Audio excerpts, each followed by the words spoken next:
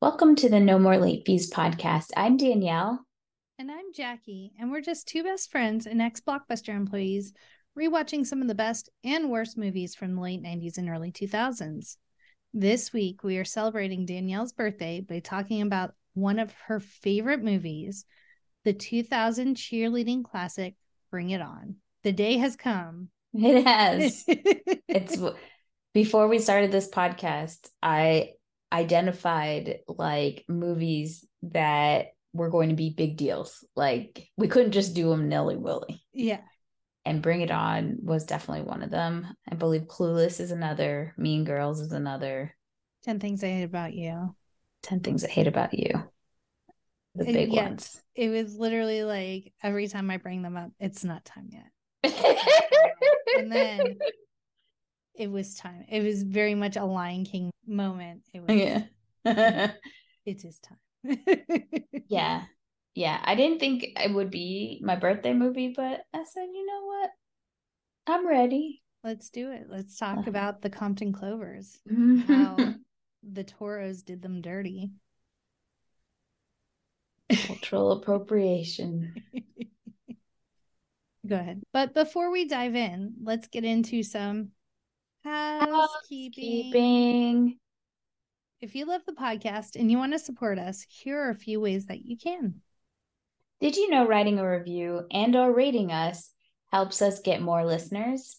If you want to be featured and help us grow, head to Apple, Spotify, Podchasers, iHeartRadio, Good Pods, or your favorite podcast platform and leave us a review. And if you like what you hear and want to buy us a virtual cup of coffee, head over to ko-fi.com/no-more-late-fees. And don't forget, we've got merch, guys. So head over to nomorelatefees.redbubble.com and check out our many new designs that we have for you to check out. All 90s and 2000s themed and really cool sayings and fun, weird things that we've just come out of our mouths, I guess you could say, on the podcast, right there in your storefront. Let's get into this movie, Jackie. Okay, let's do it. The Toro cheerleading squad from Rancho Carne High School in San Diego has got spirit, spunk, sass, and a killer routine that's sure to land them the national championship trophy for the 6th year in a row. But for newly elected team captain Torrance, the Toros' road to total cheer glory takes a shady turn when she discovers that their perfectly choreographed routines were in fact stolen from the Clovers, a hip-hop squad from East Compton by the Toros' former captain, Big Red. It stars Kirsten Dunst, Eliza, Dushku, Jesse Bradford, and Gabrielle Union. It was directed by Peyton Reed, our second Peyton Reed movie in this season. Yeah. He also did Down with Love. Yep. It was written by Jessica Bendinger, and you can currently watch it on Tubi. But before we start, let's get into our ratings rewind. So, you know the drill. Before we get into the movie, we'll reveal the rating our Y2K versions of ourselves would give. Then at the end, we'll see if our current selves agree with our initial rating. Our scale consists of would buy it again. The best would play on repeat. 5-day rental. Would watch again. 2-day rental. Okay, but nothing to write home about. Same-day rental. Trash, just like Sparky Polarski's routine. Straight up trash. Yes, my spirit fingers agree with that. What is your Y2K rating of this movie? Oh, Y2K Jackie loved it. Had it on DVD, had it on repeat, knew all the cheers. It was a fan favorite of mine. Same. I don't remember like seeing it in the theater. I know I must have, but like I don't have a memory of it per se. But it came out. Wait, did it come out when we were in high school or in college, or was it that summer? Let's see. Think it August 25th, 2000. So it was summer right before college started. Yeah, I wonder if I was already at school. Because it just like feels like a movie I would have saw with you. Yeah. but I'm wondering if I actually did see it while I was at school. Oh, this brain of mine. Shiny and new. Yeah, it's a definite would buy it again. I know that while I was at school, I had it on VHS, then I got it on DVD, and I watched it like a lot just in my room, comfort. And I would also love to watch the DVD extras because there's like a cut scene where Torrance and Isis go to the same college together and they're like on the team or something. I don't know. All I just remember they're like outside of a football stadium or something, but like they're under some sort of arch or whatever, and they're like talking to each other. And I used to be like, oh, we're gonna get that, bring it on too. We gonna get it. We gonna get it. We gonna get it. I mean, we got it, just What not the we way we wanted it. what we got was not what I was asking for. And this, my friends, is why when you manifest things, you've got to be very specific. Because the universe was like, you want some more? I'll show you Here's some all or more. nothing. Here are 6 more of these things, 5 more of these. I think they're making another one right now as we speak. Jeepers. But you know what? I'm not mad at it for like, obviously, none of the continuation ones are anything like the original, but they feed a source to some people, especially like cheerleaders. They love it, you know? Yeah. And they're campy and ridiculous, They're just but fun. they're fun. Like Stick It. It's ridiculous, but it's so much fun to watch. both both Stick It and Bring It On were both written by the same writer, and they both highlight just sports that we kind of probably turned a blind eye to, especially because they're female dominated sports. I mean, until this movie and before like ESPN started to really put the competitions on TV, I don't think people really looked at cheerleading as a sport. Yeah. So this movie did a lot for it to kind of show just like a little piece of, hey, there's this thing happening over here that no one knows about. So the movie had a budget of about like 11 to 12 million dollars, and it ended up worldwide making 90.5 million dollars.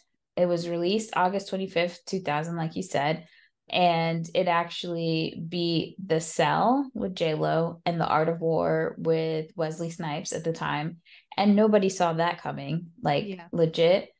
Although it experienced like a 34% decline in gross earnings, the film did hold its top position for a second consecutive week. I did another deep dive in the oral retelling of how the movie got made and everything that MTV did. I think it was like the 15-year anniversary for the movie with the entire cast and crew. It was also very interesting. A lot of it, though, was different than when we did Drumline, because Drumline, all of that information was like brand new. But for Bring It On, like we've seen so many viral videos about the comings and goings of that movie. So but it was pretty interesting. I know Gabrielle Union has done a couple of interviews, and she did say that no one thought that this was going to be a hit. It was actually the fallback movie because everyone wanted Sugar and Spice because that was supposed to be the hit. And then instead, they didn't get that. They got this movie. So the vibe on the set was just kind of like, okay, let's just get this over with type thing. But then she said in retrospect, like they had a lot of fun together, but they didn't think this movie was going to have the legs that it did. Yeah. And then she also said that they actually had the Clovers shoot extra scenes. And so they put those scenes in the trailers and they're not in the actual movie to try and get a Black audience to come see the movie. So what ended up happening was they didn't know how to market this movie. Like you said, like nobody, the studio, this movie got passed like almost like 30 times, more than 20 times when Jessica was trying to like sell it. And then it got sold. And then then trying to pitch it to distributors, whole nother issue. Universal eventually picked it up, but again, they were like, you have a small budget, this is going to be nothing, this is a stupid cheerleader movie, this is a girl movie, like, you know how they do. And they didn't know how to market it. So the biggest problem was they couldn't figure out a trailer for it, right? Mm-hmm. So they finally were just like, okay, let's do what Michael Bay does, which is he makes different trailers for different audiences. He makes one for the guys, he makes one for the women, he makes one for the urban crowd, which is just Black. Yeah. And so that's what they decided to do. And because test audiences, when they kept watching, when they saw the movie, everybody really wanted to see more of the Clovers. And so they were like, shit, what are we going to do? We need to promote this. So that's why they ended up filming those extra scenes for the trailer, because people were so positive. Instead of saying, maybe we should add some storyline. Yeah. But yeah, they misled essentially the Black audience, because the quote unquote urban trailers were geared thinking that you were going to see more of the Clovers. They had them in school, they had them with their boyfriends, things we never saw like at all in the movie whatsoever. So if you saw those trailers, I apologize to you, because you got bamboozled. Yes. 100%. So Jessica Bendinger, she was a former journalist and music video director. And really how this started was she started watching the ESPN competitions and was like obsessed. And she was like, people need to know about this. And I think she was working at MTV at the time. She wanted to do a documentary about this life. Nobody seemed interested at work. So then she was like, okay, I'll write it as like a movie. And the way that she pitched it was Clueless meets Strictly Ballroom, set in high school at the National High School cheerleading competitions. She just had a love for hip hop because she used to work at Spin magazine and cheerleading. So she was trying to like mesh these two pieces together. And so, yeah, she wrote the script. She got... and she also added the film's depiction of the cultural appropriation, which was informed by her time as a white writer covering hip hop artists at a music magazine. Yeah, because she kept seeing like all the white kids emulate, you know, these hip hop artists and their lifestyles and culture, but obviously not really giving anything back in the same way. And I think one of the things at the time when we saw this movie, so many of us were not seeing it as this tale of cultural appropriation, right? The way that she did it wasn't heavy-handed to the white audiences, right? But to the Black audiences and to other ethnic cultures, I think it was nice to be able to see yourself represented on screen, even if it was just like a very small part. But in a lot of white teen movies, we are there to hold up the main character, the white character. But we didn't get to see a lot of the Clovers, but they kind of had their own agency in a sense, you know? And they ate up every scene they were in. And I think it was just authenticity, because one of the things Gabrielle Union said was that like when she got the script and even when she was doing her audition or read through whatever, she was just like, the language in here is not, it was just like a mixture of Blaxploitation characters, like all these caricatures of a Black person mixed into one. And she's like, yeah, I'm not saying any of this. Like, I don't know anyone who would say this ever. So she worked with Peyton Reed a lot to work on kind of building this character. And she's spoken recently to say that that's never happened, where she had so much autonomy over a character and she's like, I don't know if I'll ever have that again.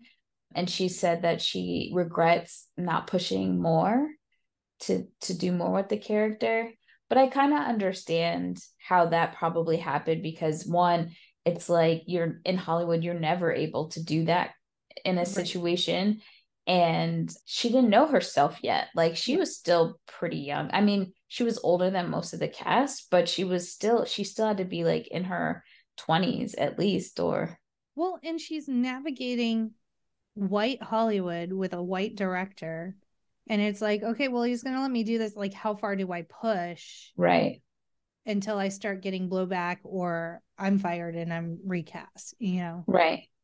I think Peyton probably would have. I mean, the fact that he even asked her, and this was his directorial debut. So, like, I think everyone was coming together.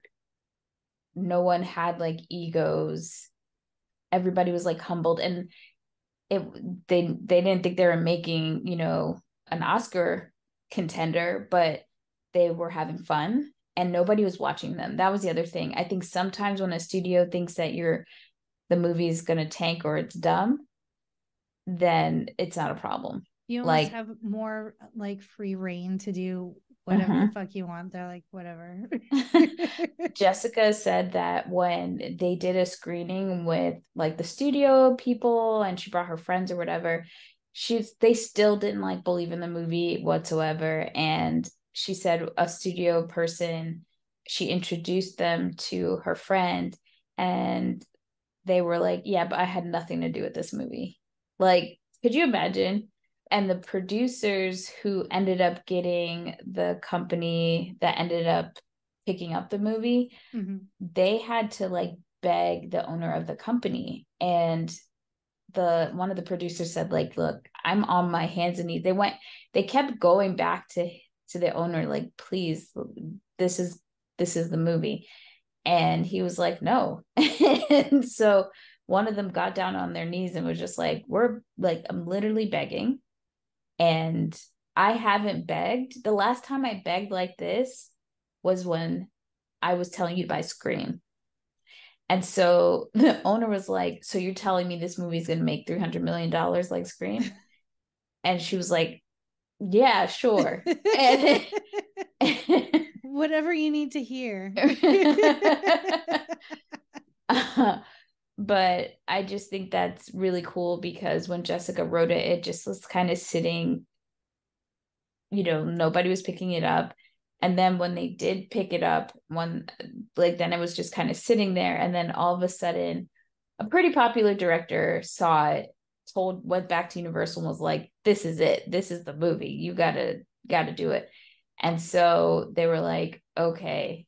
And they said, let's do it. And they didn't have a director, which Jessica was like, that's unheard of. Let me tell you, some of the things that happened with this movie, people were like, that's fake. That's not real. Yeah. That can't happen.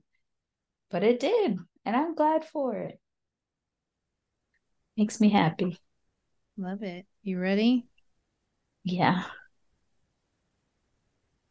I was going to do the whole opening cheer, but I won't. I thought about it for a split second. So we have an opening cheer. It introduces the Toros team. And you can tell the current captain, Big Red, she's kind of a big bitch. Not kind of. She is a big bitch. And so at the end, we see Torrance is named captain.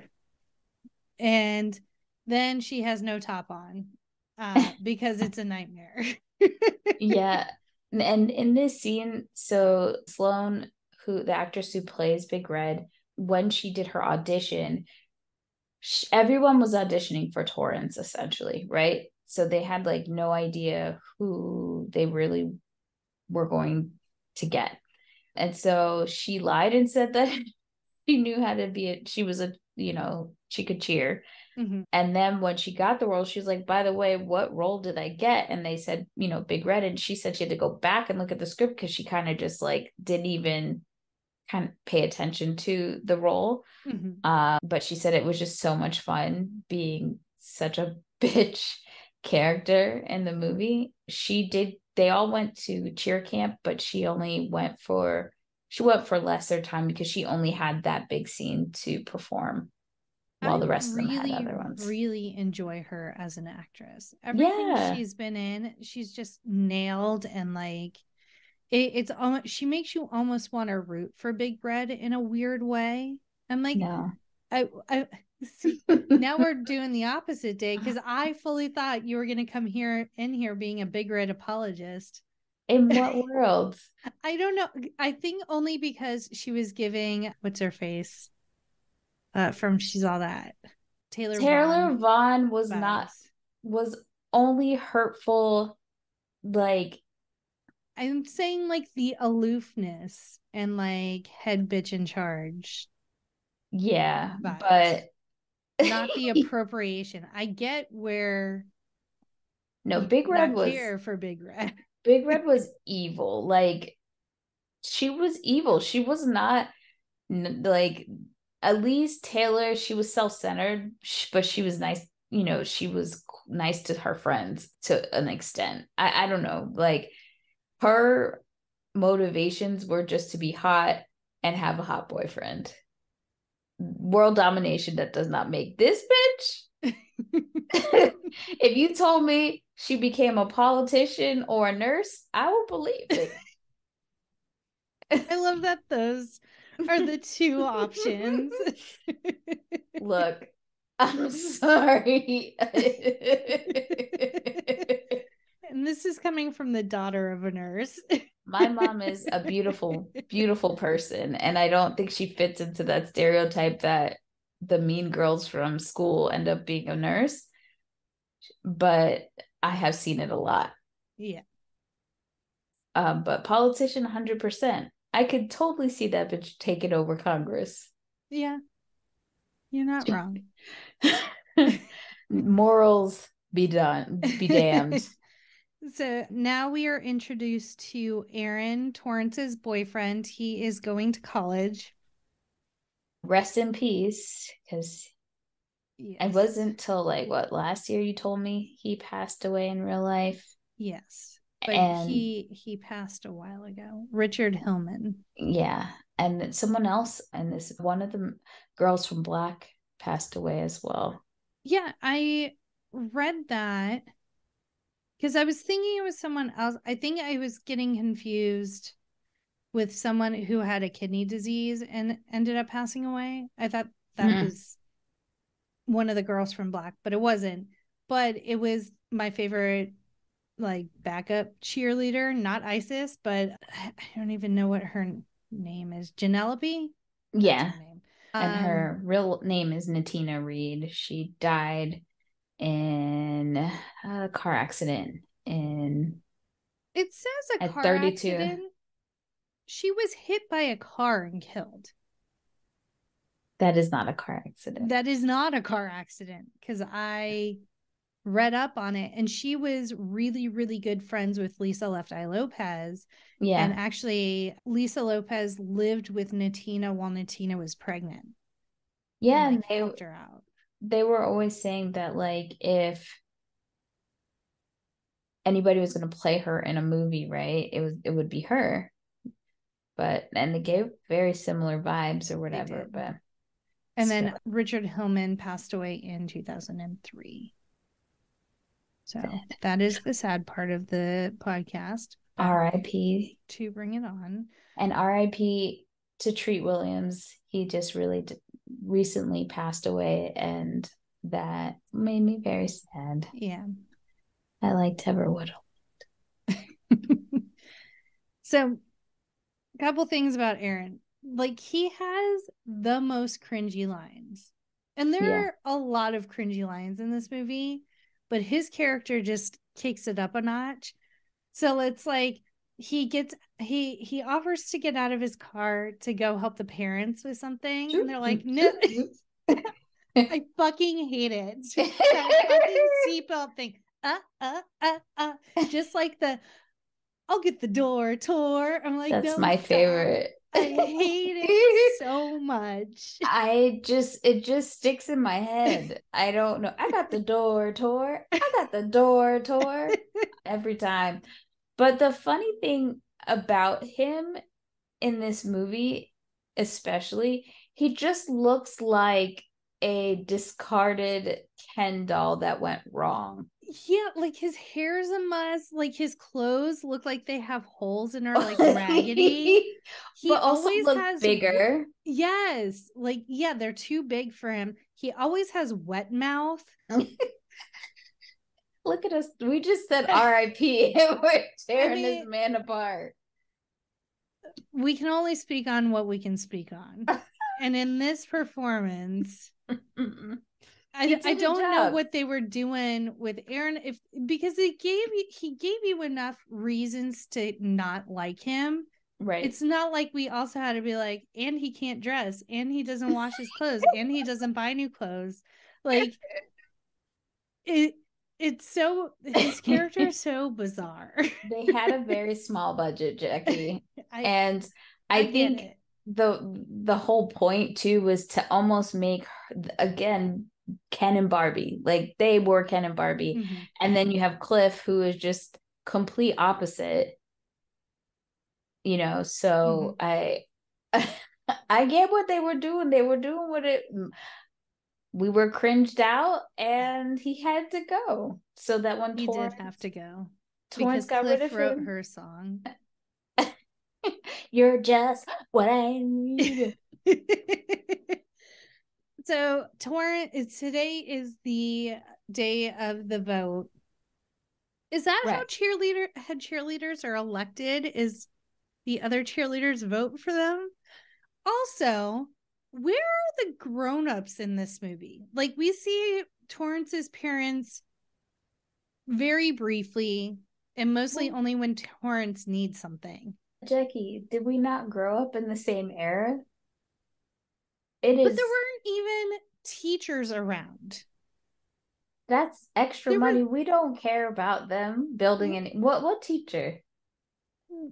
Shouldn't there be a coach, a cheer coach, a grown up? Someone broke their fucking leg and no grown ups around. You know, you're right. But also, it's all right.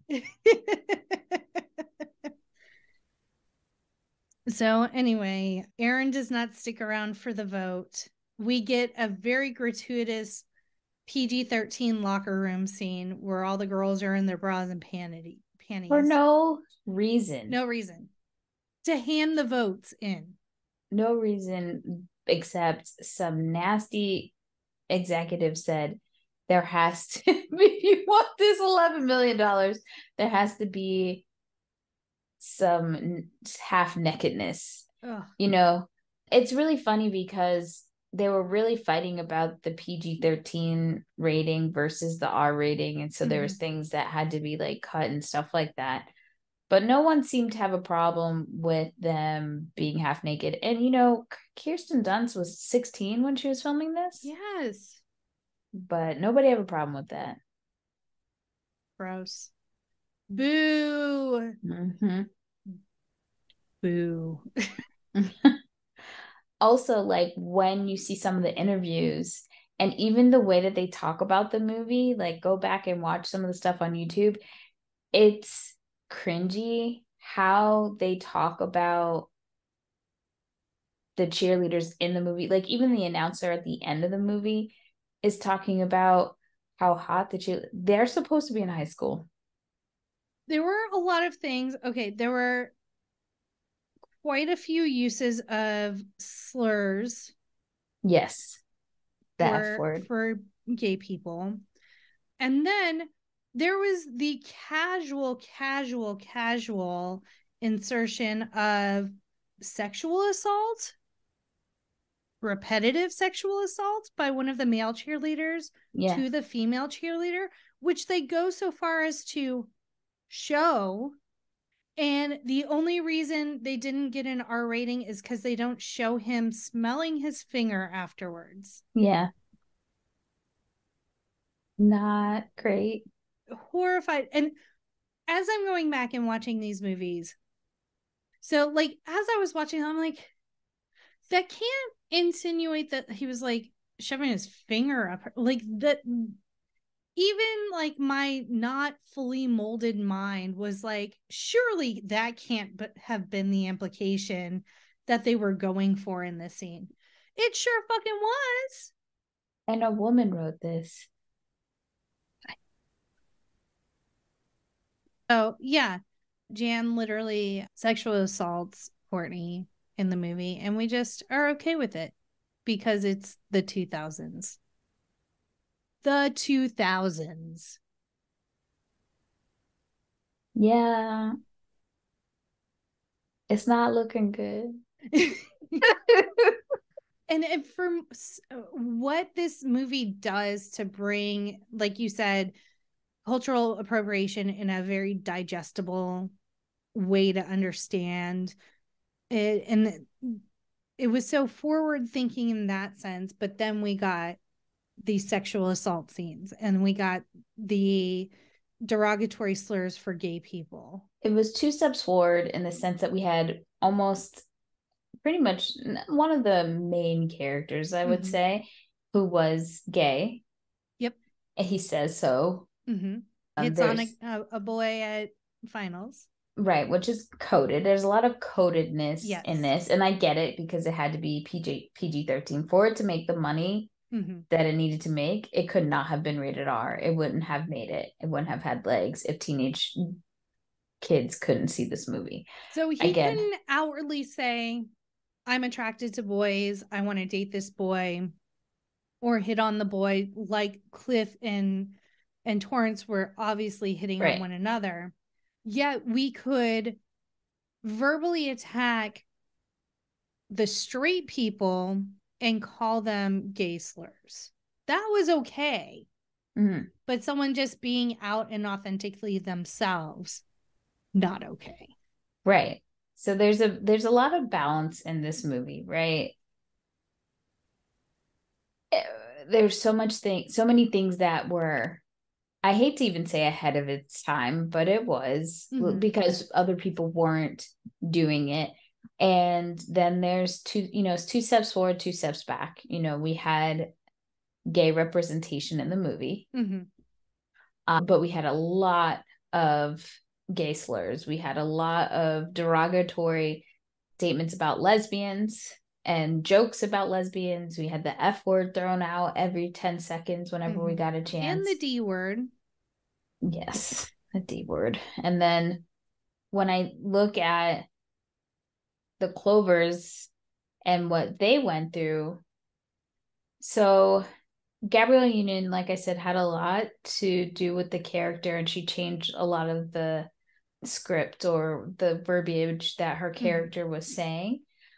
But she also still played a very stereotypical version of the strong Black woman, right? Very cold, very, I think they called her like lawyer-esque. Yeah, like not just very strong Black woman kind of situation. And then there are terms where the girls are like, they'll say that she's scary, they're scared of her. I think at the first competition regionals, 2 of the characters are like smiling at her, and she kind of does like a side eye to them, a raised eyebrow. Yeah But it's almost like, what do you expect? Right? You don't apologize properly. I mean, Torrance does, but the whole team really doesn't. And then you steal from this group for more than 6 years, right? And then the expectation, now that you've decided to do the right thing, essentially, because let's be honest, all of them should have been questioning all that shit. Yeah. But to the fact, like, okay, and I didn't notice it. My Y2K self totally went over my head because I hadn't had the experience of step teams yet. But the Burr It's Cold in Here is a step routine. Like, come on now. Who we fooling? Yeah. And she says it in the movie. She said, I know y'all didn't think a white bitch made that up. Yeah. She says it. Yeah. Y'all can't be fucking for real right now. Yeah.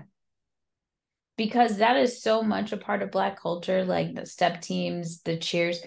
And I really like that the team, because they had actors on the Clovers and on the Toros, but they also had like actual cheerleading teams that were in the a part of their team as the Clovers, and one of them was like third nationally ranked or something like that, which was great because I remember watching those ESPN competitions, and you see it in every sport, every kind of situation where things that are done by Black people or other ethnic and racial groups, and they're not considered to be on par or to be, there's all this like classically trained and stuff like that. When you think about the barriers to gymnastics, first and foremost, like that is not a sport that is usually open to people of color. It's just not, because there's a price barrier. There's just so many, like, and the parent has to be so involved, especially if you really want to take it seriously. For middle class or lower income families, that is just like not possible, right? Yeah. Same thing for cheerleading. There's a lot of tournaments. You have to get trained. There's a lot of cost to it. And so when you go to these competitions, the rules, right? The things that will make you deemed as top competitors is like a lot of flips, a lot of, obviously the athleticism, but when some of these Black schools started to go and they're playing 90s hip hop, 90s booty music integrated into their songs and their routines, and they're doing full on dance routines, but maybe don't have a lot of the same skill sets and the stunts and stuff. It was just like, it was really hard to see them get to a higher level and winning those competitions in the same way. And so it was almost like you were seeing, as most things, two separate kind of environments happening. You were having step teams, you were having Black competitions happening, and then you would see like the ESPN things. And not, as a Black person, that wasn't resonating with me. The music wasn't resonating with me. The moves were very stiff. Like, it just wasn't something that I was like, okay. So I always do like the end of this movie when they end up, white people go and find white people stuff, because y'all got culture somewhere. Do we? There's some stuff like a macaroni salad. I don't. Who made this? Who made the potato salad, Jackie? I ain't eating it. Who made it? That's why I didn't say potato salad. Macaroni salad. Homemade ice cream. That could be ours. My grandpa used to make homemade ice cream every 4th of July. Black people had to make homemade ice cream eventually because they weren't allowed to have vanilla ice cream, but that's a whole nother subject. What? Oh yeah.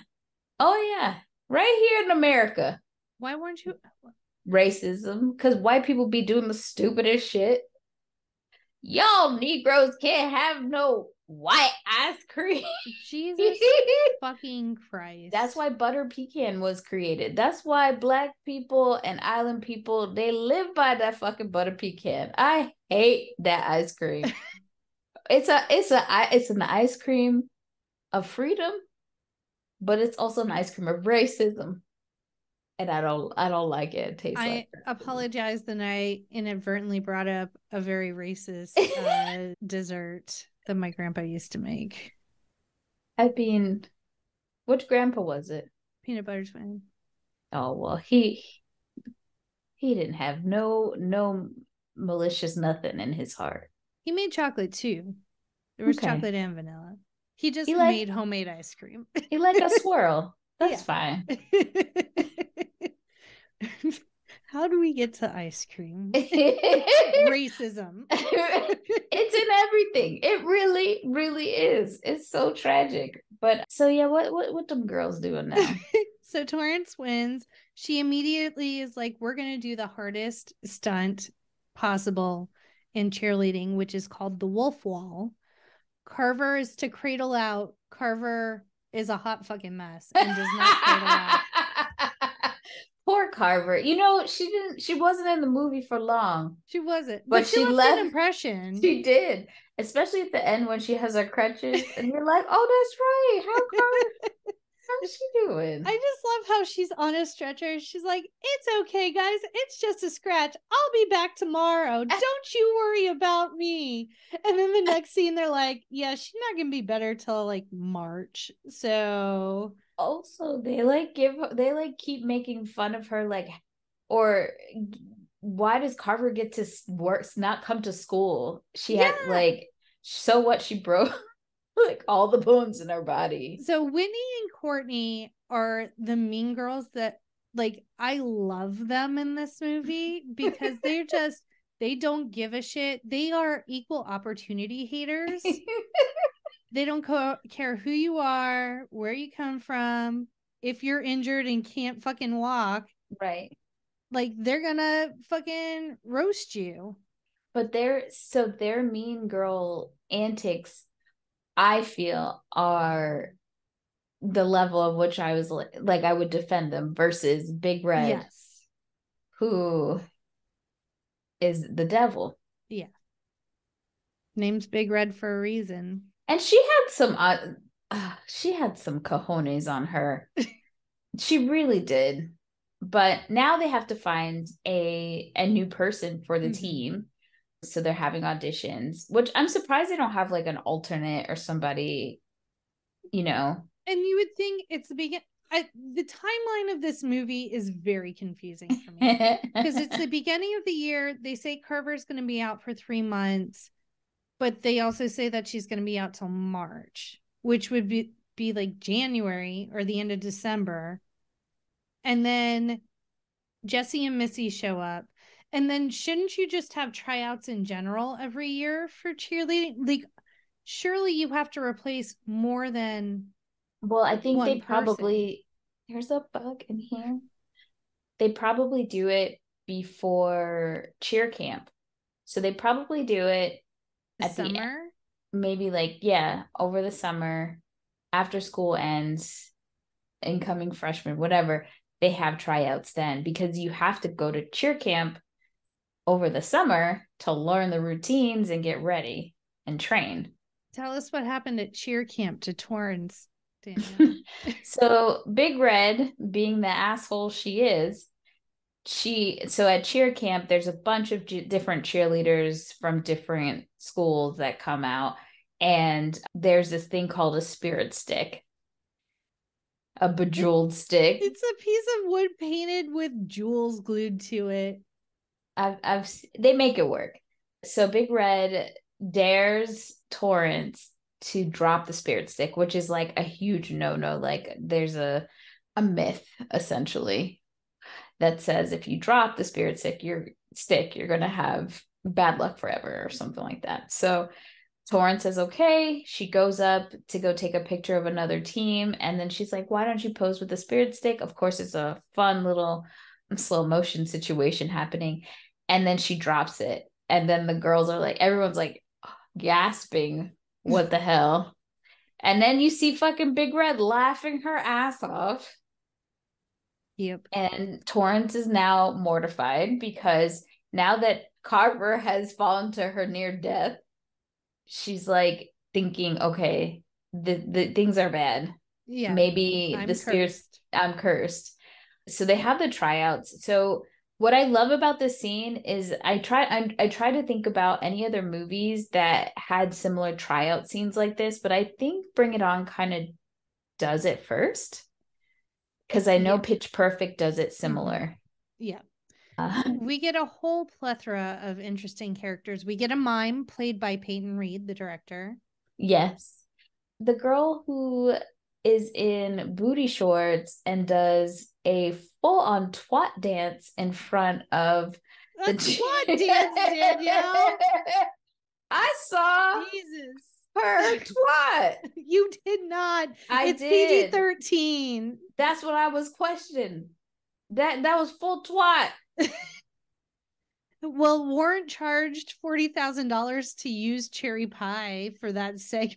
And I'm just like Peyton. And Peyton Reed was like, when they had a certain budget for the music, and when he found out Warrant was going to charge that, he's like, okay, we'll make it work. We'll just do all these other things to like get that to work. And I'm just like, that clip was a blink and you'll miss it of that song.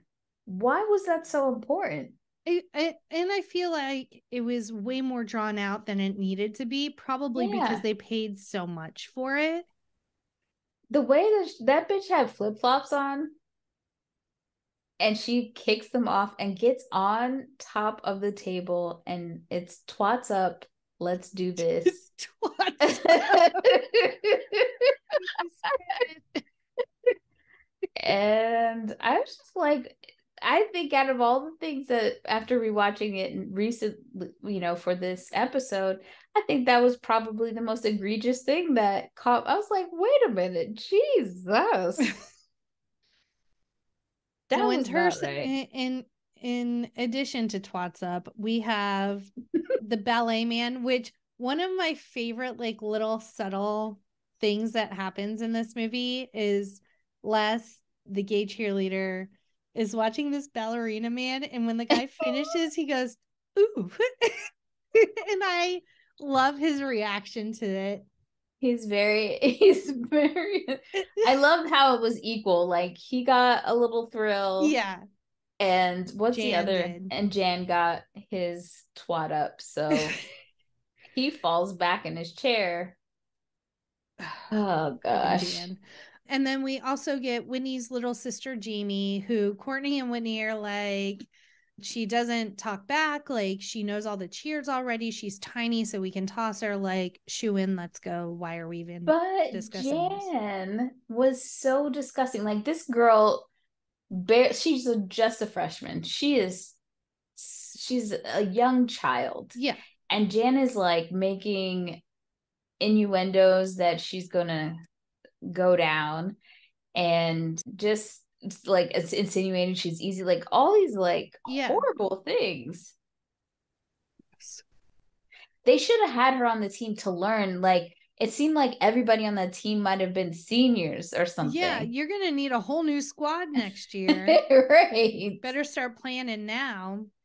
And then walks in Missy with her wallet chain. And are those dreads? What is happening?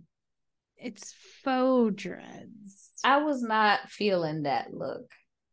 It was an attempt to make her look more, I'm assuming more like hard, without like dyeing her hair a crazy color or cutting it in a crazy fashion. Mm. So they gave her a faux ethnic hairstyle. Yeah, it was not to make her otherized. Yes. And then they also, she comes in and she has a barbed wire tattoo on her arm, and they make a comment that tattoos are verboten, except for Jan has a visible tattoo. Jan didn't say it. It was Courtney and Whitney. They were up her ass as soon as they saw her. They were like, oh, hell no. But it was just a doodle. It wasn't a real tattoo. The funny thing is, they were the most aggressive to the person that seemed like they potentially could have actually done something. Yeah. Instead of the other idiots that came, that they were just they were holding a grudge because they thought Jamie was the shoo-in, and then in comes this girl that can do all the flippies in the world, and they're like, fuck. So they said that they didn't get any like stunt doubles doing this. But Eliza could do a split, but I don't think she was doing those backflips. No, because every scene of her finishing the flip is like this. I will say there is a lot of angles in this movie. Like Gabrielle Union, apparently she had a hard time with some of the moves. So one of the girls from Black called her out in the oral history and was just like, yeah, there were a lot of above the hip. Like just do the arm motions. Right. Yeah. I said, damn, not you, Gabby. Not you. she is vastly more talented than most people. So, I mean, if she can't hit the cheerleading, that's okay, Gabrielle. You got other strings. It wasn't the cheerleading, it was the dancing and the step. And Well, I'm just that's saying. fine. I'm just giving. I'm just telling you what I heard, what I read with these eyes. So obviously Missy gets the spot because she can do flippies for days. But prior to tryouts, we meet Cliff. He is in one of Torrance's classes, and he comes in with his alternative vibe. He's played by Jesse Bradford. We did Hackers earlier this year. He is the predecessor. He is part of the blueprint that was Seth Cohen and Yep. Dan Lonely Boy in Gossip Girl. Yep. That's it. That's what Jess from Gilmore Girls as well. That he is the blueprint. Honestly, I can't think of another person that came before him and that fit that I like to read, but I'm also like alternative and moody. Yeah. Yeah. And I wear Converse. And I'm sarcastic. Yeah. To cover my insecurities. And I'm also going after the extremely hot girl that I should not be able to get. Yes. Okay, back to tryouts. Whitney and Courtney try and like steamroll Torrance. Right. And they're like, oh, we've already decided, Jamie, everyone decided we're good. And then Torrance is like, no, Missy, if we want to be the best, we need to have the best on the team. And then she says, Missy's the poo, take a big whiff. She also says, does she say the cheerocracy line in this one too? Yes. In this scene? This is not a democracy. This is a cheerocracy. And I make the final choice. Yeah. They did a lot of these things in this movie. And I feel like it's a part of the lexicon of American culture now because I can think of different TV shows and movies that kind of do the same stupid shit. Yeah, they do a lot of the like she put the itch or bit I don't know. Yeah, like there was a lot of that going on too. Now, go ahead. Yeah. No, I was gonna say now that they're gonna show Missy the routines. Mm-hmm. So Torrance shows up at Missy's house, and lo and behold, Cliff is Missy's brother. Jesse's kind of like my sister cheerleader. Like she's a gymnast. She got attitude. Like she's no cheerleader. And then Missy's like, oh, seriously, bro, watch me. My question I was always confused by this, even when the movie came out, that I'm like, are they twins? Like, what is the age difference here? But he does say something later where he's like, he told his mom, he's like, oh, I knew I should have asked for a brother or something like that. I don't know. Yeah, I wanted a little brother. Yeah. So I'm like, okay, then Missy must be an underclassman then, or something, or at least they're Irish twins or something like that. Yeah. And then after this is when they have practice, and this is when Missy sees the routine they do, the burr, it's cold out here. And Missy's like, fuck this shit. Y'all are thieves. Yes. Thieves in the night. And so Torrance says that, you know, what the hell? And she storms out trying to act like she about to do something to Missy. Missy tells her to get in the car, and Torrance is scared at first, but she's like, no, get in the car. And now here's my question to you, Jackie. How far is San Diego to Los Angeles area? San Diego to Compton? Yes. Because they just driving up and down the coast? What? 2 hours. Yeah, that's crazy.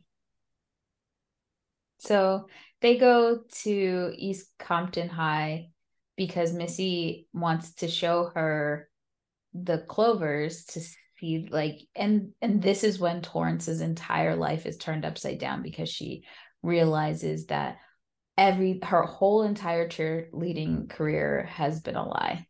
Yep. And Isis is the new cheer captain, and she comes out and she calls them on it. Like, y'all have been stealing our shit for years. Like, it's not going to happen this year. Do your own shit. Give me the tape that you were recording. And then Torrance is like, we don't have a tape. What are you talking about? And she's like, the redhead that's always here recording. Like, I know you're with her. Like, give me that tape. And they're like, we don't have anything. We're really sorry. And so Isis is like, yeah, like, stop stealing our shit. Honestly, like my first thought has always been like, how are you letting this person come in with a videotape knowing that they're stealing Mm-hmm. and you're not beating her ass or blocking her from being able to come onto the school premises? Yeah. And I Yeah. love, there's two lines in this scene that I really love. One The of the touch by other, an angel one, because that's my favorite. no, I actually didn't write that one down. It's, oh, what's her name? Janelope says, let me beat these Buffies down. Yeah, that line was added because of obviously Eliza And being on then Buffy. at the end of the conversation, Torrance says, I had no idea. And Isis is like, now you do. Like, She was lucky that she was breathing after that. But that Buffy line makes me laugh because Eliza plays Faith on Buffy the Vampire Slayer. And then Courtney plays in season 6. mm-hmm. She plays the big bad of Glory. Whitney plays a character, I believe, like one of the mean girls on an episode as well. Trying to think who else. I feel like there's just a few people in this movie who were just on Buffy the Vampire Slayer. Yeah. And that high school that they film at looks familiar too. And I didn't know which, like if it was in another movie. Did it seem familiar to you as well? The high school? Mm-hmm. Slightly. Okay, well, continue. Also to note, in 2001, my parents bought me a Volkswagen Beetle. And so after owning the Beetle and then watching this movie, I noticed there is a continuity error that is seldom talked about because it's so niche that no one would notice except for me. When they're driving in the Beetle, it's obviously on a dolly because when you drive a 2001 Volkswagen Beetle, the doors auto lock at 15 miles per hour, and the doors were unlocked the whole time. That is very niche. Yes. But I notice it every fucking time. I'm waiting for that scene so I can be like, oh, yep, them door locks are open. They all decide that they're going to use the stolen routines. Like Torrance, Missy's mad about it, but they're all deciding. Now they know and they're going to go with it. It's not until after they have the football That's game right. that the Clovers come to the football game. And this is where you're seeing the dynamic of the fact that the cheerleaders are the show at these football games because their football team sucks. Mm-hmm. And they even have like a cheer off with one of the competitor cheerleading squad. And as they're about to do their little routines, here comes the Clovers, which I like that they came because this is accountability. You said you were not going to be using our cheers anymore. And as we knew it, you are still using our cheers. And the scene behind Jackie, if you see the video, is of the Clovers coming to literally do their routine in front of the girls. I'm not the girls, in front of the team without, like, their backs are turned to them. So they know the routine. And the entire audience is like, what the fuck is happening right now? And that embarrassment is what causes them to say, we need to and they change. also changed the words. Yeah. And call them out. So it says, they say, you try to steal our bit, but you look like shit. but we're the ones who are down with it. And then the Toros are just like, fuck. What I also love is there are little moments about this movie that just to me feel just so unreal, because now we're having this inclusivity conversation, and a lot of Black creators keep saying it's not enough to have Black people in front of the screen, right? Like, because if you only have Black people in front of the screen but you're not having like a Black writer, then you're going to have inauthentic scripts and communications happening. It doesn't match. So the fact that Gabrielle was given agency to be able to change the lines and really figure out how to make this character was one thing. The fact that they had one choreographer from a cheerleading perspective, but also for the Toros, and then hi-hat was brought in to do the cheerleading, the dance numbers and everything for the Clovers, which is really, really important from an authenticity standpoint, because if they had done this movie and made the style to be very similar to the like typical white cheerleading, it wouldn't have resonated in the same way. So I like that they were able to add that layer. Yes. And then also in this, while the Toros are cheerleading, Torrance is kind of smiling at Cliff and giving him googly eyes, and Courtney and Whitney call her out and say that she was having cheer sex with him and she's cheating on Aaron. So after they get called out, and she spends the night at Missy's, and this is where, did you say the toothpaste brushing scene or whatever? Not yet. So, well, first, Torrance is going to go brush her teeth, but she walks by Cliff's room and he's like rocking out on his guitar. And Torrance is enamored with his skills, ? I think she just likes how he is just being himself and doesn't care. Yeah. And he is pretty funny in this moment. And then Missy does catch her and she's like, oh, I couldn't find the bathroom. She's like, it's almost like you literally walk past it, Yeah. And the brushing of the teeth scene, it was funny because when Kirsten Dunst and Jesse Bradford were interviewed about it, they were like, there was nothing in the script about this. It was like very small notes, essentially, but the two of them kind of ad-libbed and made this sexual tension thing happening. To me, I was about to gag because, I'm not about the spitting and the stuff. I was like, oh, this is not sexy to me. Well, and it was the last scene they shot as well. Oh, so okay. I think there was a comfort level with them. My question to you, who spits that much while brushing their teeth?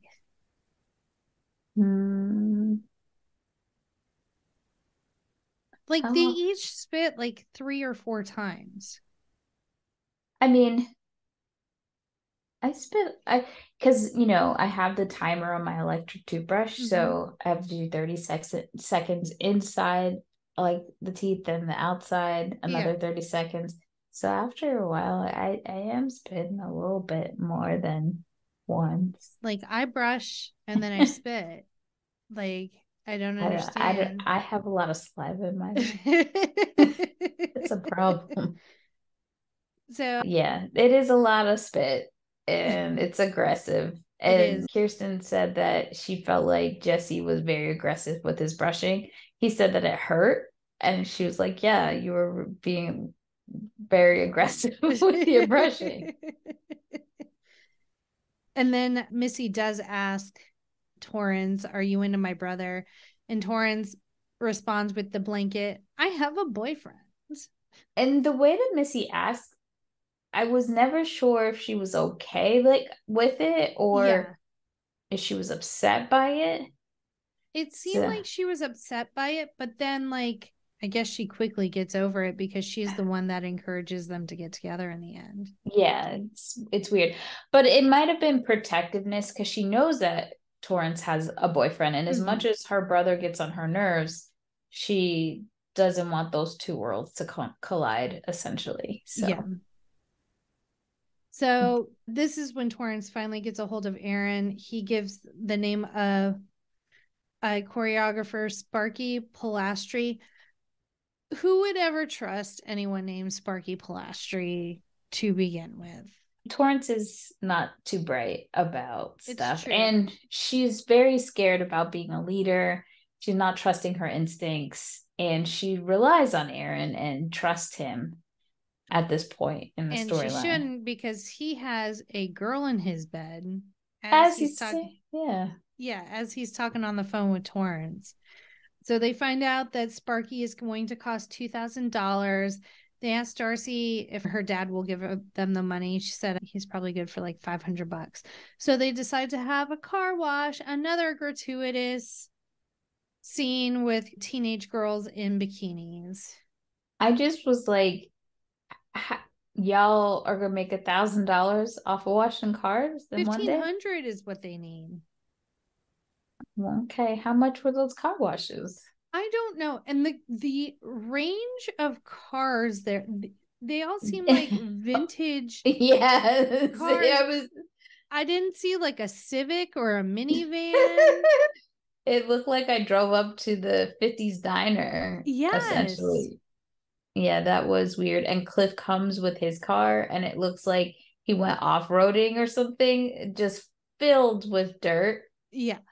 I do like this scene because his sister comes up, she's wearing a bikini, and he's like, oh, my eyes. And she's like, my brother came to look at your goodies to Torrance, and yeah, Torrance is like covering her chest as she's folding her arms or whatever. But yeah, they're all vibing.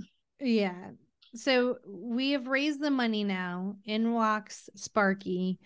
He is, I mean, the worst misogynist asshole ever. Fat phobic. There are so many layers to his disgustingness. And on top of it all, we find out he's a con man. He's hawking the same routine to any cheer team that will purchase it. The body issues in this movie are a lot. There's a lot. Yeah. In this movie. It's very interesting to like take a step back now and be like, oh my God, no wonder we're all fucked up. Like it was in everything. And all the girls in this movie are just painfully thin. Yeah. Yeah. So the fact that Gabrielle Union can still fit into her Clovers uniform is love it. Amazing. We do get spirit fingers though. Yeah. Will ever be in our lexicon forevermore. So after they learn this routine, then they go to regionals. And well, prior to regionals, everyone's kind of mad at Torrance because they know that this routine is janky. And so she's sad. And Missy and Cliff have I've always just assumed it was for Missy's gymnastics, but it's like this giant jungle gym that just has a swing and then like the rings to do flippies. It's not staked down because when Torrance goes and sits down, like the side lifts up. I was like, that's not safe at all. But Torrance is kind of like sad, and she's waiting for Missy to come out so that they can go to regionals. And Cliff shows up and he's like, what's wrong? And he's talking her through it. And he does say some really sweet words of encouragement. And he tells her, I know you can do this. And they're almost about to kiss when Missy walks out. And so we have that little moment. And then we head to state regionals. I really love, and it's really bad to say, the fight with Courtney and the little girl where she like calls her a whore. I just think it's so fucking funny because I think it goes into like a realm of ridiculousness. I find you believe Courtney would be this dumb and petty. Yeah. And it's funny because the actress Claire Kramer and Nicole, they're like best friends in real life. and they did an interview together, and they were trying to see if they could remember the lines or whatever. And they talk about this scene, and Claire was like laughing because she's like, Nicole, you legit had to hold me back from this child. Like, she got really into it. And I was like, oh, I love that. Oh, that's amazing. And I love that all the side characters just had moments to be able to shine. Like, you just had little moments. People were kind of grouped together, but Darcy was with one of the other girls, and you had Courtney and Whitney together, Jan and his friendship with Torrance, and like everybody had a moment to shine. Yeah. Which definitely. I liked. And so then we also see like the classic crazy cheer mom, like, you weren't looking. They did a flip and you weren't looking to the judges. The Clovers show up, and then we see Torrance starting to panic because they hear the music for their routine. And there's like nothing they could do about it. Yeah. And so when they perform, it's just like, it is what it is. But what I love in this scene is that you have Torrance's lame ass boyfriend shows up, and Cliff is sitting behind him. Mm-hmm. And so you see her in the kind of behind the curtains or whatever, waiting to perform, and she's like freaking out, and they're both waving and blowing. Her boyfriend blows a kiss, so like Cliff thinks that she's waving at him. Cliff thinks that she's blowing him a kiss. And then when the team comes up on the stage to perform, the two of them are there like on their feet. They're like ready to cheer her on. And as soon as they like recognize that this is the same exact routine from the team the same routine from the team before, the way that they both slowly kind of just sit down in embarrassment, like they don't want to be associated with them. Yeah, like they're kind of looking around like, and so like after this, immediately one of the officials pulls Torrance to the side, and it's just, you could hear kind of in the conversation, it's just like that this guy is a charlatan, and they've never had the situation happen before, so they're trying to like figure out what to do about it. Obviously getting a choreographer is frowned upon, but there's no precedent. So like he's talking to her, and as he's talking to her, Cliff is just Google eyes over Torrance, and he's like talking to Missy, and he's like going to go over to Torrance, and Missy's like, yeah, I don't think this is a good time, right? And he's like, no, we're cool. And when he yells out to Torrance, she's like, read the room. I was confused that he didn't wait for Torrance at the competition and try to like talk to her then. Yeah. But I guess that wouldn't have made for the tension, because what's that boy's name? Aaron. Aaron drives her home in the most 90s 2000s car ever. What is it? Track. What are those cars called? It's like an SUV. It's the same cars that I think it's the same cars that the Power Rangers were driving in the TV show. Just gonna put it out there. And they all had colors to match their Geo Tracker. There you go. Mm-hmm. Classic. So he's whipping it around with Torrance, dropping her off. Or something I was gonna say. Oh, Big Red also shows up at the competition, and she's like, you fucked it up. Like, I handed you another championship on a silver platter, and Torrance calls her out on stealing the cheers, and she don't care. She doesn't care to the point where she was just like, I borrowed them. Like, she won't even acknowledge like, yeah, I directly stole someone else's creative property. She's like, it's known, everybody does it. That's her thought process. Everyone does it. It's not a big deal.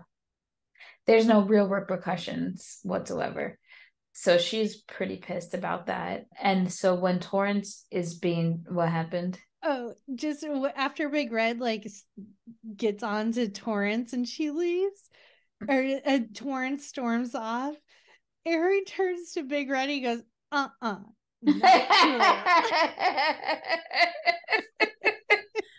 Well, the funny thing is that like he had all the smoke for her doing that stupid shit, but when he tried to interject earlier, she like tore him to pieces. Yeah. She didn't give him a chance to even speak. And this is how I know she's a massively bigger bitch than Courtney and Whitney could ever be. Because she also has like some smarts about her. Yeah. She's very conniving about it. The other thing I wanted to note about the routine. So it's just there's slight slander about to happen. So I don't get what the hype is with Kirsten Dunst. I just don't. Kirsten Dunst, yeah. I don't think like half of the stuff half of her lines sounded like almost like she was saying them to like record them for a cartoon or something. I don't know. They just felt off to me. And then she's not graceful, and she's not like, her moves are not sexy. It's a lot of elbows and a lot of angles. That's all I see. Sorry. Well, you can't say in this movie she looked sexy at all or was graceful or had like rhythm with her moves.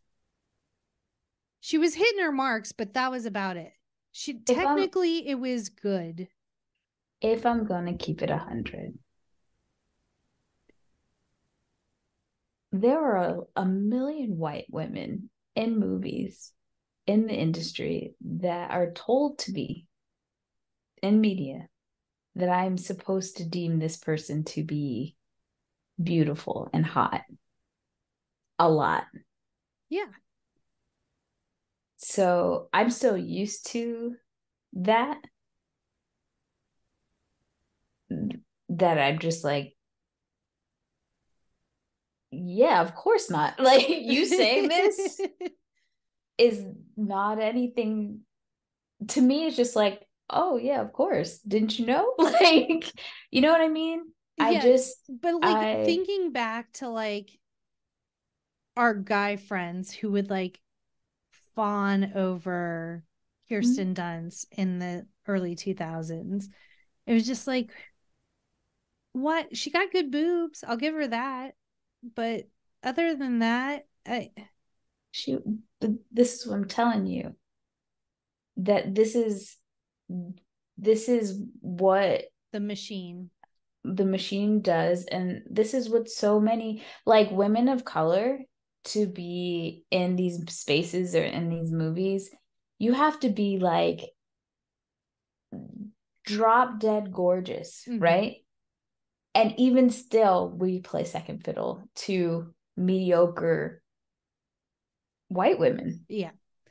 Because even at the end, the Hey Mickey scene, you see even Eliza, who I love Eliza Dushku. But like, if you compare her dancing and Kirsten's dancing to Gabrielle's dancing in the end scene, there's no fucking like comparison whatsoever. Like, Gabrielle's got the rhythm and the sex appeal. She got it all. And then they're over here just dancing. And again, this is the world, and I don't want the Swifties to come after me. Okay. Y'all just chill the fuck out. But this is what this movie's about. It's not an equal playing field, right? You're able to win championships. You're able to get clout. You're able to get money, recognition for mediocrity. Yeah. And it's just like, it doesn't make any fucking sense. Yeah.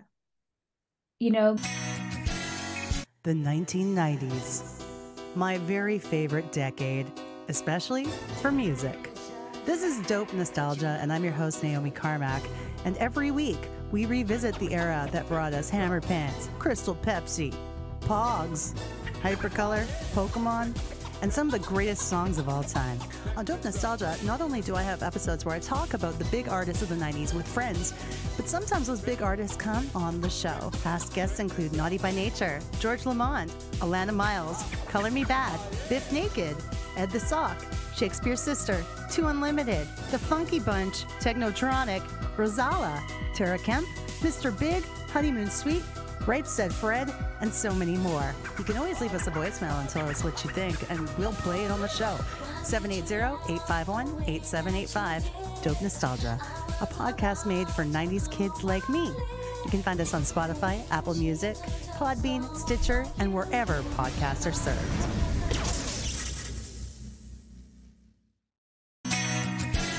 Yes. So Torrance arrives home, like you were saying. Aaron drops her off, makes like this grody like move on her, and is like trying to make out with her hardcore. And she seems a little confused. She gets out of the car, and Cliff, unfortunately, has been waiting for her with flowers and a mixtape. The way we used to show love. Yes. But he has witnessed this making out and is very upset, and so he leaves. Torrance listens to the tape, and it has music on it, but it also has a song that Cliff wrote for her that has a catchy beat, and so Torrance is compelled to do a weird dance on her bed. Again, not graceful. I'm just like, what's happening here? Yeah. Mm-hmm. So, like I said, Aaron had called Courtney and Whitney to tell them that Torrance was going to give up the captain position. And so they're like, we're just going to forego finals and we'll...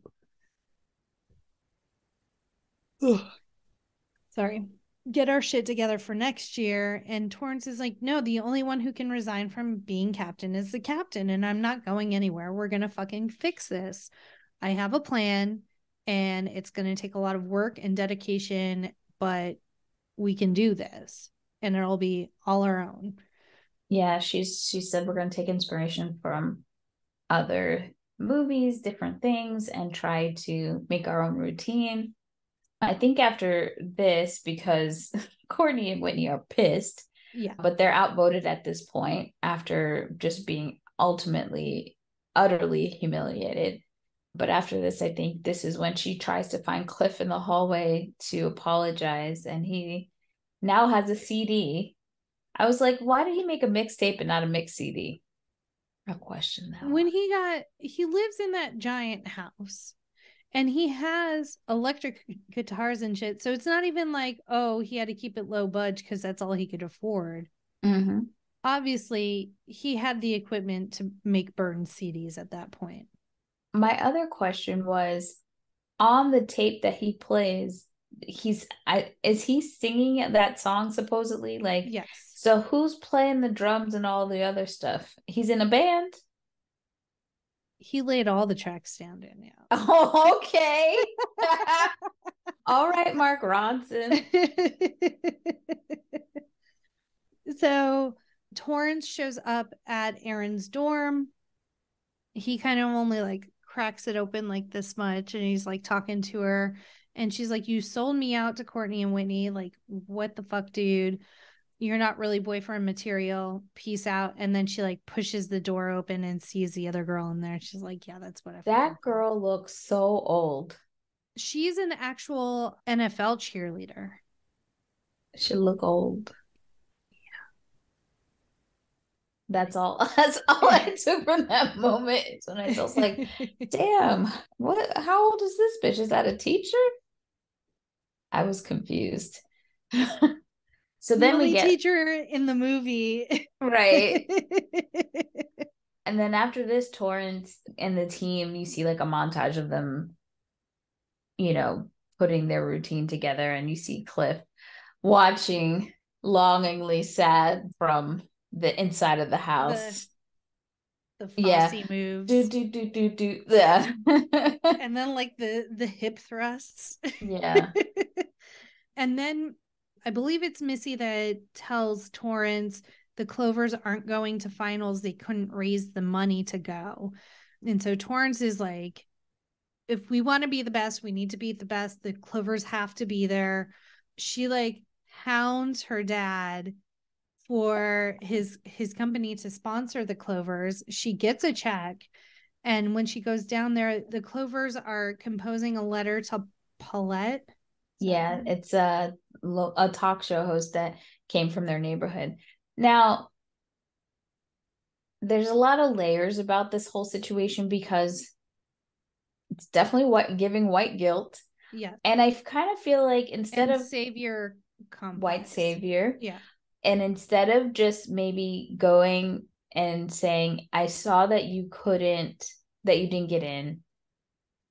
What is there anything I can do to help? You know, also like she could have donated it anonymously instead of, or just had the company give it to them without her being a part of being the savior and trying to alleviate her guilt. Mm-hmm. I do like that they don't take the money from her dad and whatever, because it shows them being independent and not wanting to take shit from people who've stolen from me. Yeah. Essentially, Yeah. So Isis rips up the check and like throws it at Torrance and is like, get the hell out of here. Yeah. So they send their letter to Paulette, and it's giving day on the Paulette show. And so she reads the letter and gifts the Clovers the money to go to finals. And so Torrance at this point goes and talks to Cliff, tells him she broke up with Aaron, and says, and tells Cliff, he didn't believe in me like you did. And that makes all the difference in the world. Cliff is still kind of giving her the cold shoulder. And so after Torrance leaves, Missy's like, what the fuck, bro? Like, she likes you. She broke up with her boyfriend to be with you.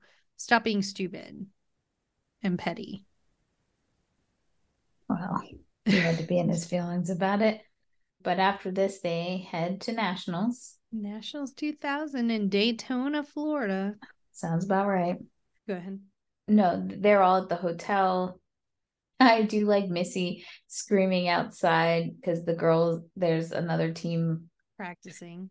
I think there was a first round though. Like I think they did like a performance first, but you don't really see it. Just kind of see people going through the motions. You see a lot of weird stuff happening, like a girl bust her nose right up. She's missing falling.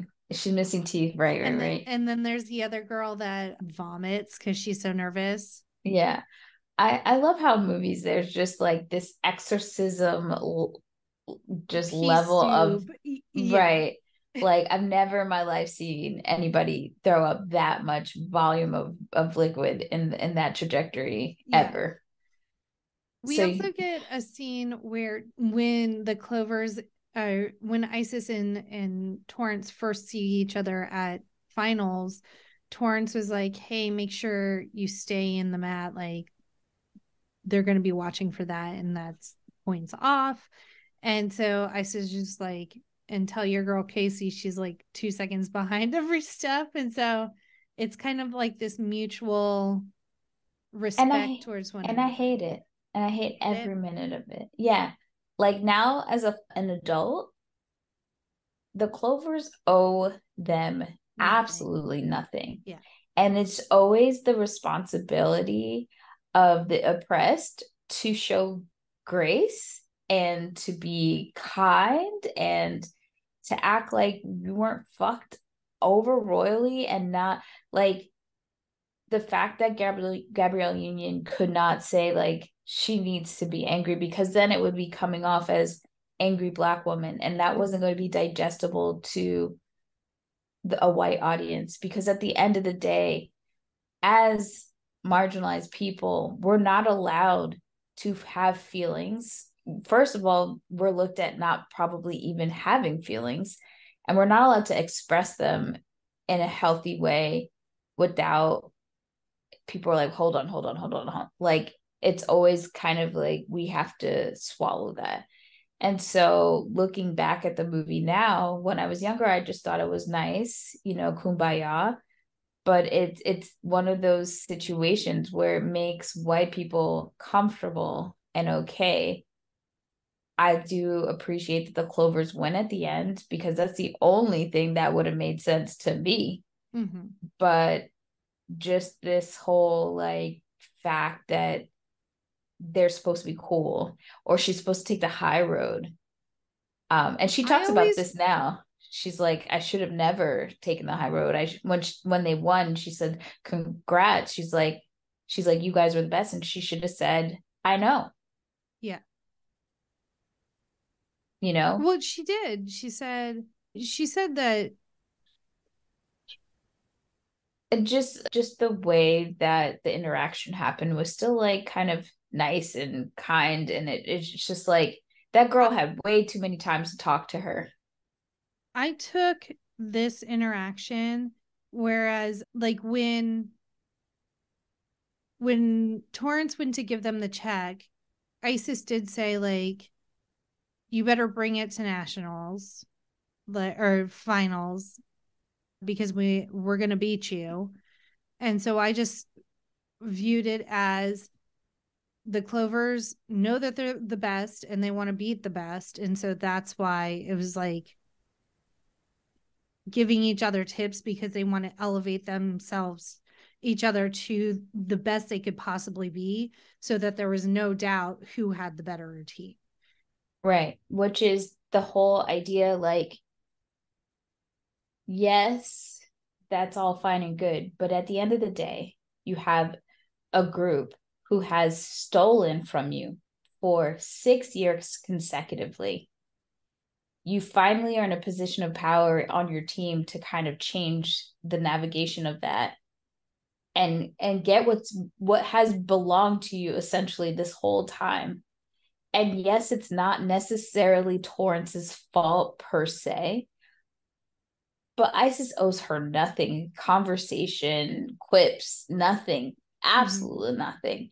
And there's just so many tiny moments in this movie where, one, she doesn't get to show how absolutely pissed off she is that this is happening. Like the rest of her teammates show it, right? But she's got to be strong and firm about it. And then there's this whole, we have mutual respect. I don't fucking have any respect. Like, but there's that layer is added for the comfortability for the white audience, essentially. Because she's not allowed to have any of those feelings. She's not allowed to say fuck you. She's not allowed to ignore her. Here's this white woman who won't leave me alone after finding out her team stole from me. And also, you stole from me, and then you said you weren't going to do it, and then you still decided to keep doing it. It wasn't until I confronted you and embarrassed you that you stopped. That off the bat would have told me that I don't trust Torrance. So I think it's great that at the end it's all kumbaya, but so much was taken from this team, and we're still supposed to believe that this girl is supposed to have grace, give her grace, and be kind, and then now they have camaraderie. Like, where is there any kind of, what's the word? That doesn't make any sense to me. And I get it. It's a movie. This movie went way farther than most movies would to address it. But I just don't find that to be 100% realistic. But it's realistic in the sense that the weight comes on to the marginalized person to have to make the other person comfortable, or the audience who's watching the movie comfortable. Because if she was all those things, this movie, they would have called her a villain. They would have called her aggressive, no matter the fact that all these things happened to her and her team. So I look at it with a different lens now. Like, wait a minute. Just like, I'm sure when we do Remember the Titans, I'm going to have a whole different view on it. Yep. So where are we now? So the second day, both teams have made it to the finals. And so we get to see both of their routines. Clovers are better, obviously, but the Toros have stepped up their game.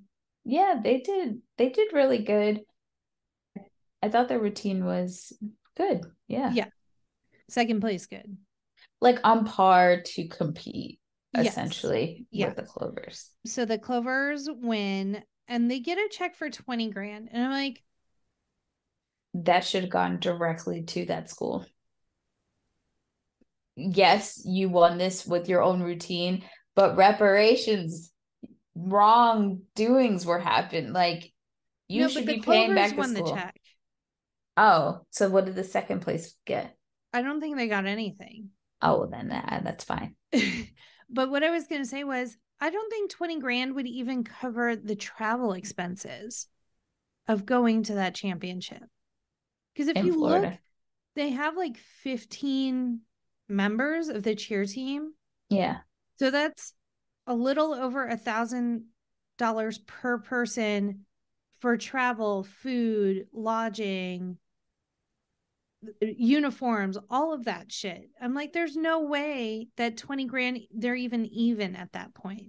But that's where the inequity goes, right? Because normally in these competitions, you have people who are like middle class, upper class, who have the money to pour into these. They have sponsors, they have all sorts of stuff happening for it to even out, and then be able to take that money. And if you think about it, Torrance's team has won this 6 times. So they've gotten $20,000 each time. They have enough money to keep going and traveling to this because they keep banking this money, and they are from an affluent neighborhood. Their parents will pay for it. Yeah. And these are the barriers that happen that keep certain people out because, like you said, the math is not mathing, but it's not supposed to math. Yeah. But luckily, Paulette gifted them that money, so they don't have to. It's just they can bank this $20,000 to their fund. Use it for next year. And now they have notoriety. They can say start that they're working on sponsorships and things. They're the champions, all that stuff. Mm-hmm. Yeah. So for the close of the film, Isis does say to Torrance, "You guys were good." Torrance replies, "Thinks you were better." And Isis says, "Yeah, we were." So that is Bring It On. But then we get a whole music montage with bloopers to Hey Mickey, where all of the cheerleaders are dancing and having a good time. So yeah, they said they'd like do not because they didn't have to, like, it wasn't choreographed. They had to learn the lines of the song, but they could have fun. They could be loose with it. And I think it was a good way to kind of like end the movie. Yeah. So let's bring it on. Woohoo, we did it. Happy birthday, Danielle. Yeah. Where's your crown or your party hat?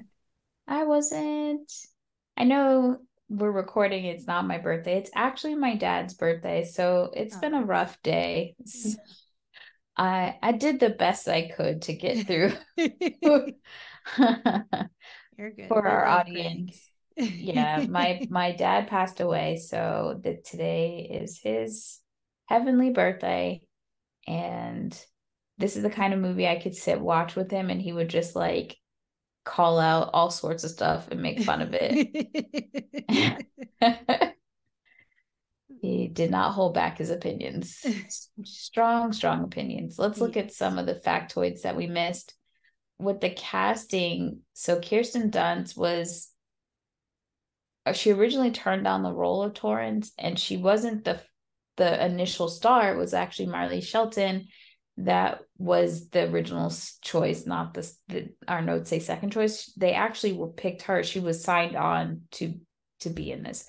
I don't know if she was signed on after they asked Kirsten and she said no, but she was signed on. The role of Torrance was hers, but then they found out that she decided to star in the movie Sugar and Spice instead.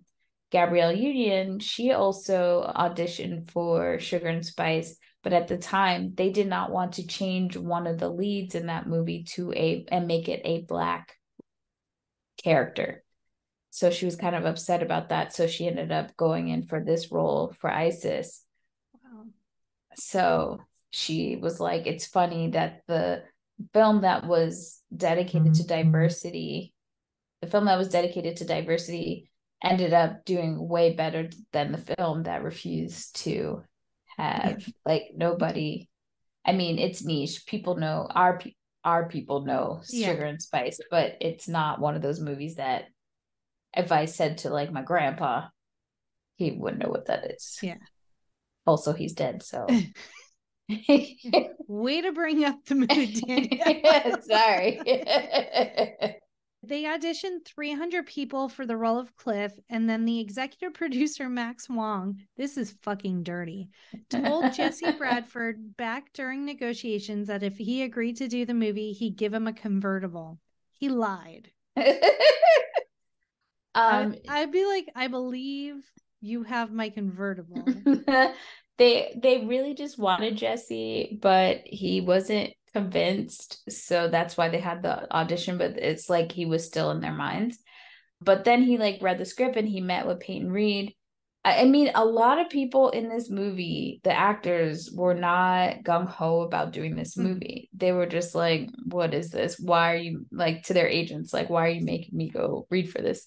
Yeah. Even Eliza was like, I am not a cheerleader. I used to beat up cheerleaders when I was younger. Like, not my vibe. But they knew because of her playing Faith and Buffy that, you know, she would be a really good contrast to Kirsten. And I think Peyton Reed kind of described it as the Veronica to her Betty. Again, the diversity in hair colors. Color. Yep. We had it all. Big red, yep. Brunettes, check. And blondes. They were doing it all. And Black girls. Yeah. Because, you know, Black girls can't be brunette. Can't. Fucking can't. What else we got? The opening cheer in the movie almost got cut. Yeah, the writer Jessica that's like the one really big thing she fell on her sword for. She was like, if we don't do this, we're not making this movie. Like, we need this opening scene. I'm sexy. I'm cute. I'm popular to boot. Great hair. Wait. Bitchin'. Great hair. The boys all want to stare. Who are we? Just guess. The boys just want something about our chest. Kirsten Dunst's Torrance shipment was based on Gwen Stefani, and Bendinger had a picture of the No Doubt front woman hanging over her desk while writing the script. She said that it wasn't just Torrance's character, it was just kind of like the vibe for all the girls that, you know, she wanted to showcase that this movie was like a sport and that these girls were powerful and like, I don't give a fuck, just that whole vibe. You didn't get head cheerleader or cheerleader vibes, like typical cheerleader vibes from everyone. Everyone had a personality, had a quirk or an edge to them. Yeah. So it wasn't just like a generic cheerleading character. It makes me just wonder if cheerleaders in general, like the idea of them in our, you know, if the idea of cheerleaders in our worldview is how they really are, or did like movies make them to be this kind of thing, you know? Yeah. Because I could just totally see it, just girls wanting to do something, be in a sport, being a part of a group and have fun, and they are sexualized and it turns into like something, a whole different viewpoint. Not to say that there aren't bitches who are cheerleaders, but yeah, and it's weird because like obviously media has tainted our perception of cheerleaders to this warped version, right? But I was friends with a cheerleader who was like alt. She liked bugs and like different things, and like but she was a cheerleader, but my mind still always goes to this like blonde right bimbo instead of someone who I actually knew that was on the cheerleading squad. It was just odd. yeah. Our cheerleaders at our school were a different breed too. Yeah. So Gabrielle Union kept her Clovers uniform, which she, like Danielle said, she wore recently. And then she even had her child dressed in a little minis Clover uniform. I do love that some of the cast had to spend part of a night in a jail in Tijuana. It's like a whole Tijuana story. One of the producers claimed that he was called to bail them out. Eliza says no producers were called and they were able to make it back on set. Peyton Reed knew nothing about this, neither did some of the other members, to make sure that like they didn't get in trouble. They found out later. He's like, look, they came in on time. I don't really care. And James Franco and Jason Schwartzman were both auditioned for the role of Cliff. And at the time, James Franco had just finished the pilot for Freaks and Geeks. He wasn't sure if the show was going to get picked up. So straight to jail with both of those. I'm glad choices that they didn't get it. Yeah. But before we get into our ratings rewind, I just wanted to remind you guys to check us out on Instagram, Facebook, TikTok, Twitter, and YouTube at No More Late Fees. And Jackie, I mean, it's not a question, is it? It's not. Okay. Even with all of the side-eye stuff, the essay, the slurs, like I feel in my heart of hearts that if we remade this movie today, it would be done without those things and still maintain the like heart of the movie. Yeah. Like we just know better now. Yeah. We know better now. I just think it's not even that we know better. It's Hollywood is held accountable now. Yes. Maybe it is that we know better, but we have social media. So now there's real repercussions and they can't just do shit all the time, even though they still do. Ezra Miller. I'm 100% would buy it again. Love this movie. No more late fees. Employee Picks 2023. Didn't think we'd get another one. It's been a rough season. It has. We only have 3 so far. Damn. Well, if you have opinions about Bring It On, please hit us up on our quick drop 909-601 NMLF 909-601-6653. Twat us at the Twitters or leave a message on our Spotify for Podcasters account, and you can be featured on a future episode. And join us next week as we celebrate the 25th anniversary of a true summer blockbuster, Armageddon. I don't want to miss a thing. Jesus, that's going to be a very interesting episode. And as always, be kind and rewind. Nice.